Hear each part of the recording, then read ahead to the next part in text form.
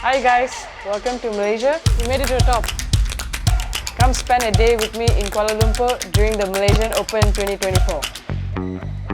We made it second time.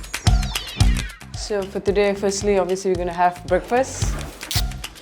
Then we're gonna play squash because that's what I do and that's what all of us do. I'm gonna take you guys to some touristy spots in Kuala Lumpur that I like to go to, and yeah, we're gonna have some fun. You are still drawn to SQUASHTV. Right, should we go for breakfast? Yes. So I usually have just like eggs and maybe a toast, but obviously sometimes when I'm in Malaysia, I'll have some of their traditional breakfast like nasi lemak or like roti canai. I think we all tend to eat a bit heavier for breakfast compared to like breakfast in the US or Europe. There's more rice, more carbs actually into the breakfast, and they have a lot of curry like rendang and even chicken curry as well. They have it for breakfast. So I mean, it's delicious, but it's not as healthy as what we should eat. So yeah. And the question that we ask pretty much every squash player about food is, do you eat for fuel or eat for flavour? I think most of the time I eat for fuel. Once in a while I eat for flavour.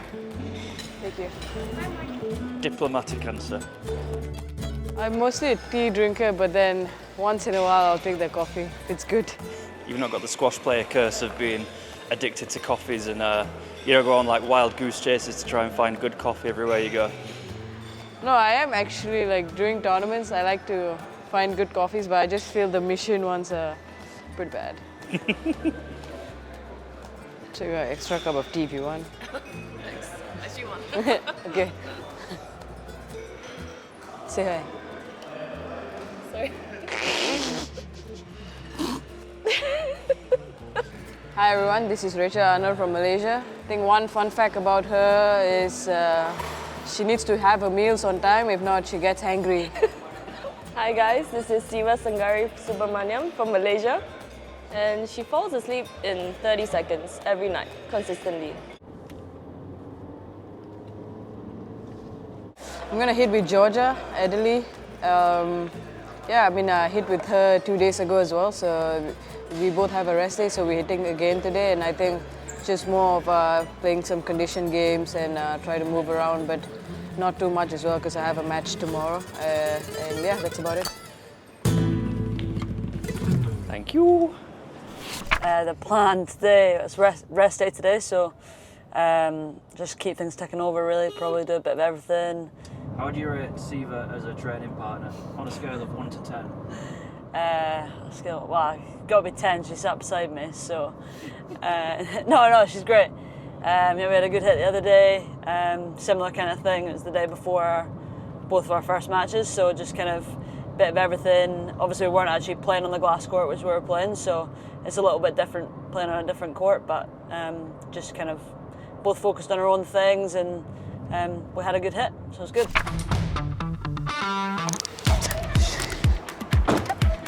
This is the National Squash Center. This is in Jalan Duta. We usually train at Bukit Jalil. That's the main one that we train at, but it's under renovation now. So yeah, there's a lot of juniors training here as well. A lot of the senior players training here, especially the national squad. But yeah, it's a great venue, a great place to train, and yeah, you can find all the squash lovers here. Obviously, the first main thing is to avoid injuries because it's a very high intensity sport. It's important to warm your muscles up, do some mobilization, activation for your muscles, and make sure you're really ready to play the sport, because I think especially in the mornings when your muscles are not as active in the day, it's very important to take a bit of extra time to really stretch it out and basically just warm it up to be ready for the intensity on the court. So we published this on the PSA Instagram not long back, and it did pretty well. Looks difficult. How would you rate this as on a 1 to 10? Is it pretty easy for you nowadays? It is now, yeah. It used to be hard, like when I first started, but now I think because it's such a habit and kind of got used to it. Yeah, I find it really good. And did you come up with this yourself, or was this prescribed to you? A bit of both.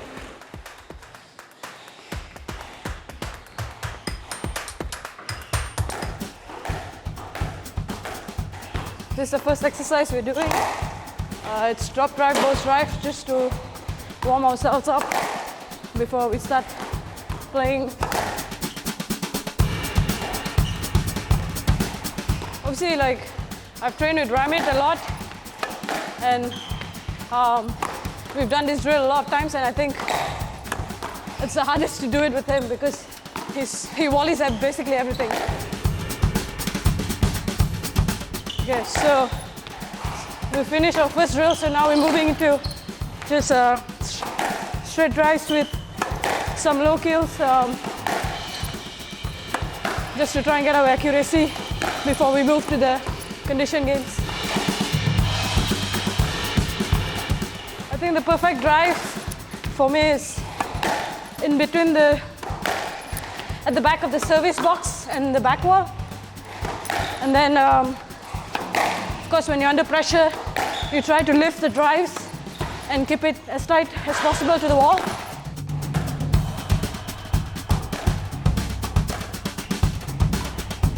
So we've done the warm-ups with the drills. Now we're entering the condition games, and just going to try and move around a bit and try to get as close to playing a normal game. So, yeah. What's the condition for the first one? We're doing a backcourt with low kills. Nice. I heard you say continuous as well. We're going to start off continuous rallies and then probably play some points, and then we'll switch it up after.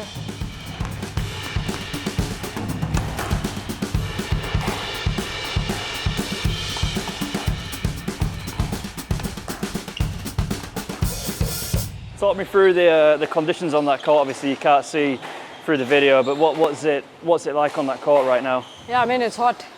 I don't think they turn on the AC, but yeah, it's quite hot. I'm slipping in my grips, so it's okay. We'll stay positive.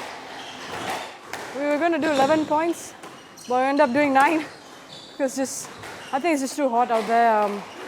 I think the other day when we trained, it wasn't, the AC was on, everything was on. I think today it's just yeah, it's tough conditions out there, but it's okay just to get the body going and then have the whole day of rest and fun time. So it's okay for me to push one session and then recover later.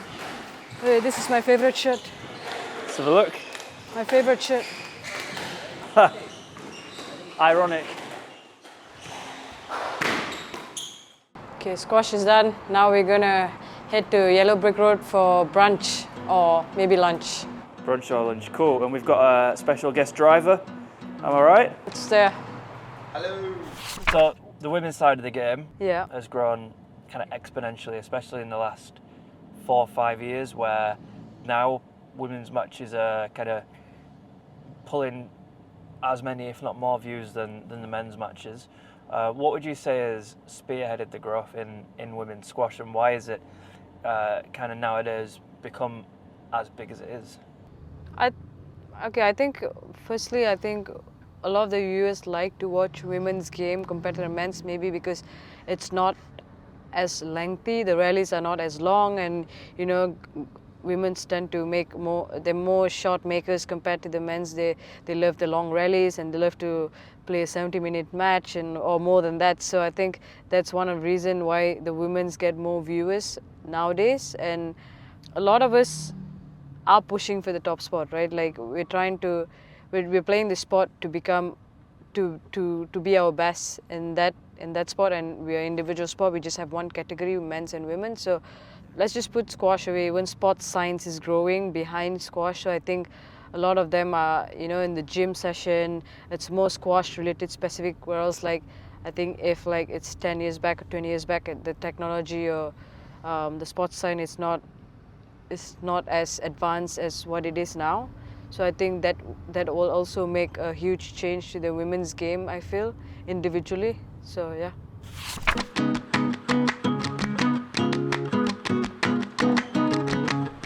We're now in Yellow Brick Road. This is one of the top cafes in Malaysia and my personal favorite. we're going to get some coffee and pastries to get our energy up for the rest of our day. Yeah, I mean, we have a lot of food here. I'm having the spaghetti. He's having the big breakfast. And then there's French toast for us to share. And there's also a berry bowl and smashed avocado. Looks pretty good.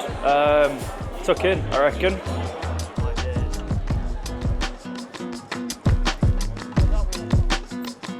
I did order this, but then before this arrived, there's another spaghetti that came, and I was too hungry. I didn't even think twice. I just ate it, and then he brought this another plate and said, "This is the thing you ordered." So yeah, it's here. I mean, we all shared, but it's a bit too much now. And we've done some damage. We've managed to get through a bit of the French toast. You've had 2 platefuls. So tomorrow when you're playing your squash match, feeling a bit heavier than normal maybe, we can't be helped. I think I'll burn it off. So now we're done with brunch, and now we're going to head to the Batu Caves. So let's go.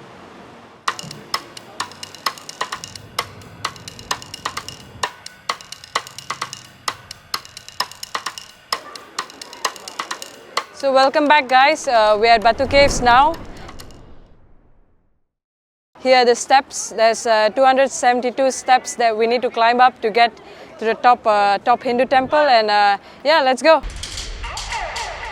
So this is a Lord Murugan temple. Back in the days, it was just a small temple. There were no steps built, so people would have to hike up the hill to come up and pray to Lord Murugan. So I think now they've built the steps, but they've also built the tallest Lord Murugan statue right outside that we saw just now. In the world, actually, it's the tallest statue in the world of Lord Murugan. Feel it in the thighs already.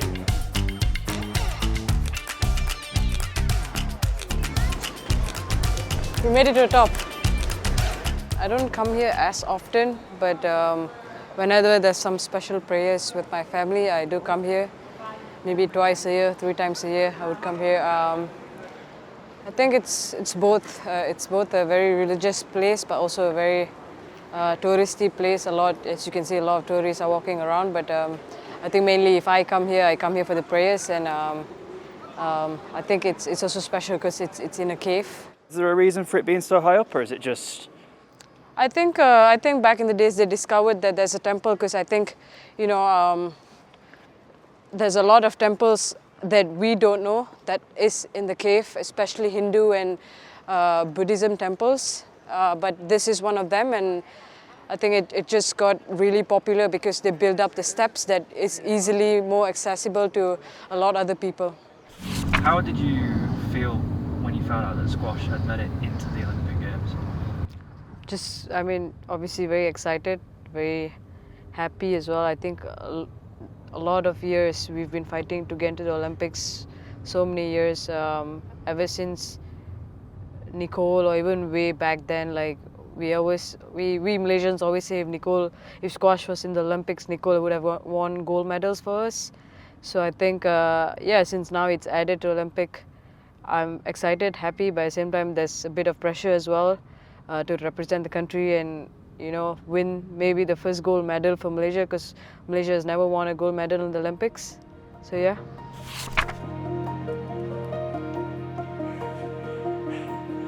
Made it to the second. We made it second time.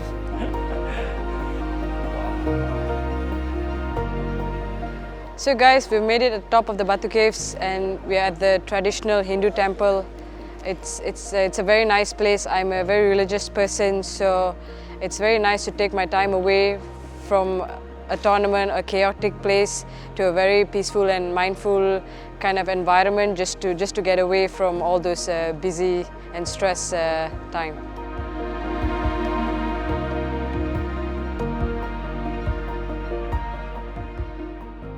So guys, their lunch break's over and they're back. The monkeys are back. I'm kind of scared of monkeys, so I'm gonna try and stay away.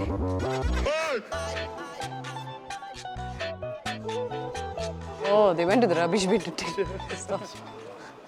For Hinduism, our culture, we believe that fire kind of represents positivity.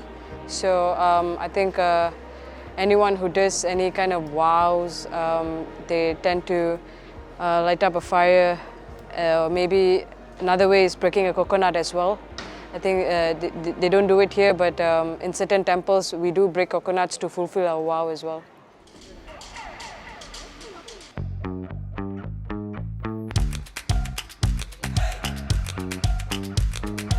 We're now heading to Genting Highlands. We're going to take the cable car to take in the best views of Kuala Lumpur. The highway we are on right now is called the Karak Highway. So there is a legend that says that at night when you drive, the highway is actually haunted, and there will be chances where you will see a yellow color Volkswagen Beetle driving past you, but there will be no driver driving it. It's an invisible driver. Have you ever seen the yellow beetle? Nope.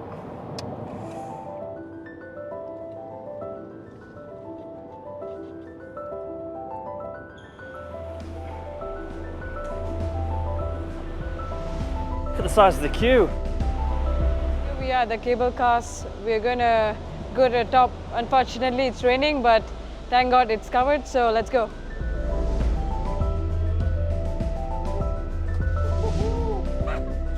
Have you ever played against Nicole?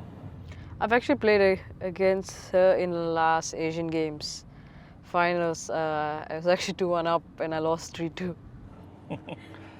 Was that a bit of a pinch yourself moment almost, playing against Nicole in a final? Actually, I was a bit nervous to play her, not because of just a match, just because I'm playing her in a final, and I actually had a very big win against Annie Au in the quarters, and I beat Joshna in the semis when they were at their peak.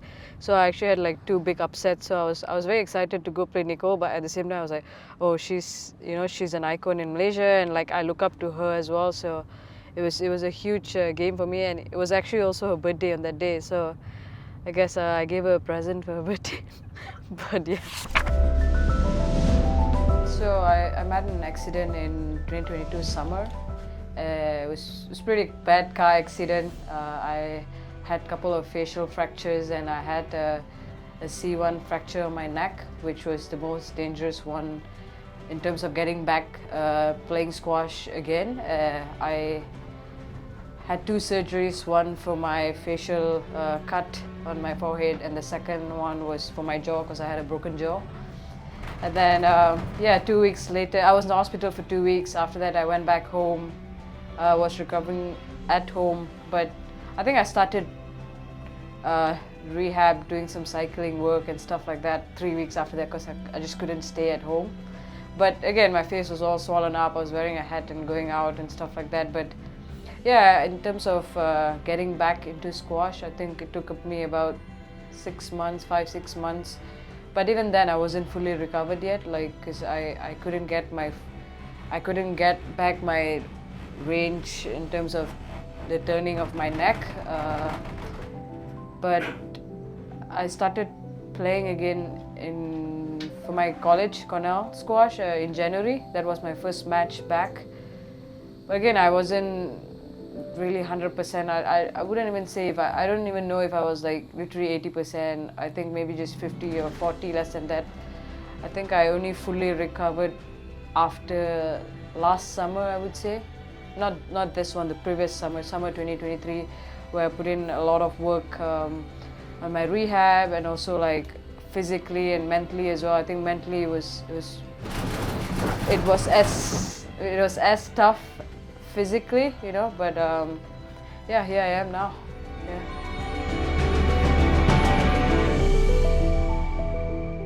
So Siva, even with all these views, you are still drawn to SQUASHTV. Who's playing at the minute? Rachel's playing Aina, both Malaysian battle. Who's winning? Rachel's 2 level up. I think she's 6-1 up.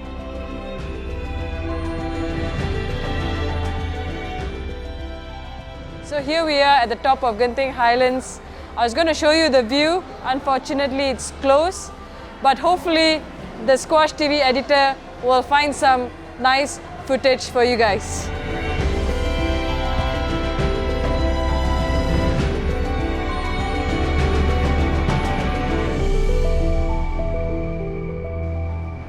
So we're done with Genting Highlands now. We didn't get to catch the beautiful view of Kuala Lumpur, But thankfully there was a beautiful shopping mall. We are heading back to the hotel now and we'll catch you there.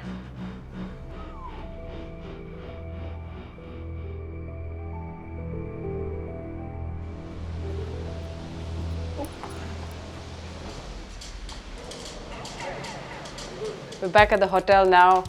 Thank you for joining me. I hope you guys liked my favorite spots in KL. But I'm quite tired now, so I'm heading to bed soon. See you guys soon and catch me on SQUASHTV.